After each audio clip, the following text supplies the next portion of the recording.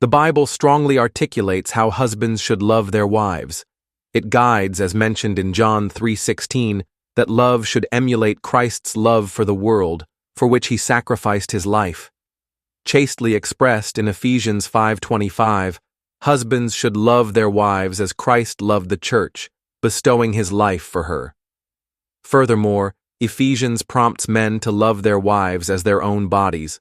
Whoever loves his wife loves himself. As no man ever hates his own flesh, but nourishes and cherishes it, just as Christ does the church. The Bible also instructs in Ephesians 5:22 that wives should submit to their husbands as they do to the Lord. Thus, the Bible's key teachings are: children should honor their parents, husbands should love their wives as their own bodies, wives should submit to their husbands, and above all, fear and love God with all your heart, mind, and strength.